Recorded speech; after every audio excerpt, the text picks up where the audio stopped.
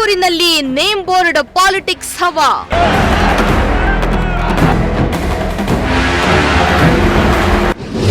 ಒಳಾಂಗಣ ಕ್ರೀಡಾಂಗಣಕ್ಕೆ ಗೃಹ ಸಚಿವ ಪರಮೇಶ್ವರ್ ಹೆಸರು. ಹೋಮ್ ಮಿನಿಸ್ಟರ್ ಹೆಸರಿಟ್ಟಿದ್ದಕ್ಕೆ ಬಿಜೆಪಿಗರ ಆಕ್ರೋಶ.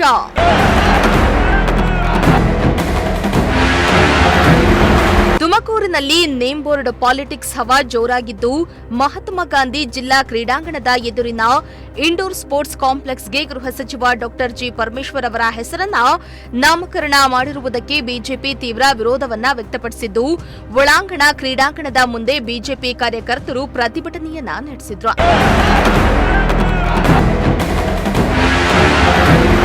ಇನ್ನು ಯುವ ಸಬಲೀಕರಣ ಹಾಗೂ ಕ್ರೀಡಾ ಇಲಾಖೆ ವತಿಯಿಂದ doctor G Parameshwar indoor sports complex ಎಂಬ ನಾಮಫಲಕವನ್ನ ಅಳವಡಿಸಲಾಗಿದೆ. ತಿಂಗಳ ಹಿಂದೆಯೇ ಸಂಬಂಧಪಟ್ಟ ಅಧಿಕಾರಿಗಳು ಸರ್ಕಾರಕ್ಕೆ ಪ್ರಸ್ತಾವನೆಯನ್ನ ಸಲ್ಲಿಸಿದ್ರು. ಆದರೆ ಸರ್ಕಾರದಿಂದ ಇನ್ನೂ ಅಧಿಕೃತ ಅನುಮತಿ ಬಂದಿಲ್ಲ. ಇದಕ್ಕೂ ಮುಂಚೆಯೇ ಗೃಹ ಸಚಿವರ ಹೆಸರನ್ನ ನಾಮಕರಣ ಮಾಡಲಾಗಿದೆ ಎಂಬ ಆರೋಪ ಕೇಳಿಬಂದಿದೆ.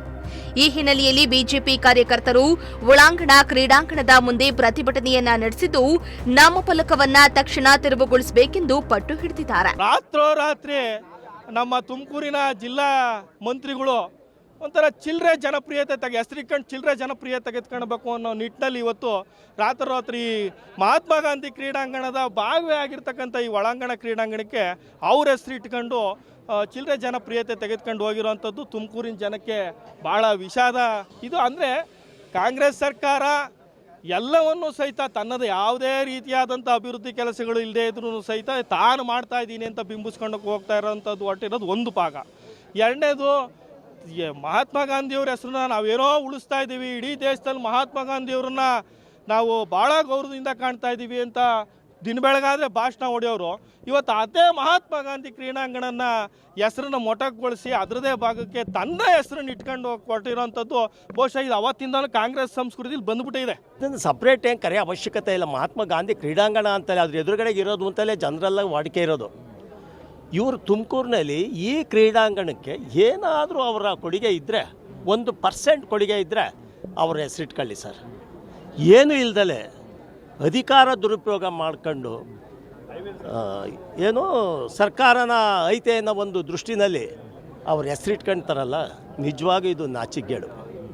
ಯಾಕೆ ಅಂತಂದರೆ ಮಹಾತ್ಮ ಗಾಂಧಿ ಅವರೇ ದಿನ ಬೆಳಗಾದ್ರೂ ನೀವು ಪತ್ರಿಕೆಯಲ್ಲಿ ನೋಡ್ತಾ ಇದ್ರೆ ದೇಶಾದ್ಯಂತ ಮಹಾತ್ಮ ಗಾಂಧಿ ಗಾಂಧಿ ಅಂತ ಹೇಳ್ತಾ ಇದ್ದಾರಲ್ಲ, ಮಹಾತ್ಮ ಗಾಂಧಿ ತೆಗೆದು ಅವ್ರ ಹೆಸರು ಇಟ್ಕೊಳಕ್ಕೆ ಹೊರಟಿದ್ದಾರಲ್ಲ, ಏನಾದರೂ ಒಂದು ಕೊಡುಗೆ ಇದ್ದಿದ್ರೆ ನಾನು ಒಪ್ಕೊಳ್ತಾ ಇದ್ದೆ. ಅವ್ರ ಹೆಸರಿಟ್ಟವ್ರೆ ಬಿಡ್ರಿ, ಅವ್ರದ್ದು ಸಾರ್ಥಕ ಅಂತ ಹೇಳ್ಬೋದಾಯಿತು.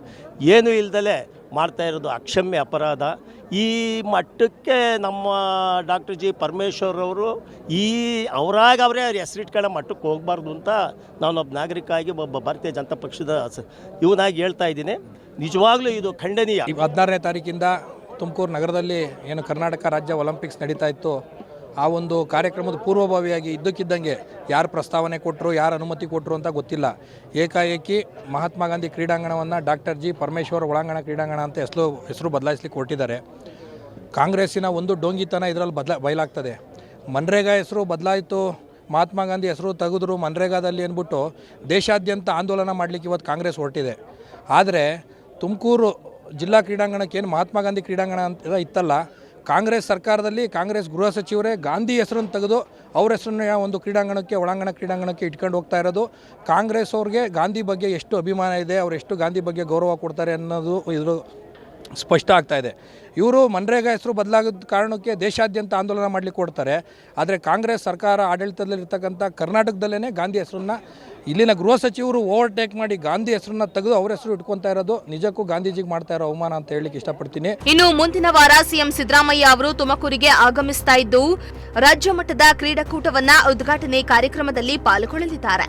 ಆದರೆ ಸಿಎಂ ಆಗಮನಕ್ಕೂ ಮುನ್ನವೇ ಕ್ರೀಡಾ ಇಲಾಖೆ ನಾಮಫಲಕ ಅಳವಡಿಸಿದ್ದಾರೆ. ಅದನ್ನ ಬಿಜೆಪಿ ತೀವ್ರ ಖಂಡಿಸಿದ್ದು, ಕೂಡಲೇ ಪರಮೇಶ್ವರ್ ಹೆಸರನ್ನ ತೆಗೆದುಹಾಕುವಂತೆ ಒತ್ತಾಯಿಸಿದ್ದಾರೆ. ಇನ್ನು ಇದೇ ವೇಳೆ ಪ್ರತಿಭಟಿಸುತ್ತಿದ್ದ ಬಿಜೆಪಿ ಮುಖಂಡರು ಮತ್ತು ಕಾರ್ಯಕರ್ತರನ್ನ ಪೊಲೀಸರು ಬಂಧಿಸಿದ್ದಾರೆ. ಕ್ಯಾಮರಾ ಪರ್ಸನ್ ಸಂಜಯ್ ಜೊತೆ ದೀಪಕ್ ಕೆಂಕೆರೆ, ಪ್ರಜಾಶಕ್ತಿ ಟಿವಿ, ತುಮಕೂರು.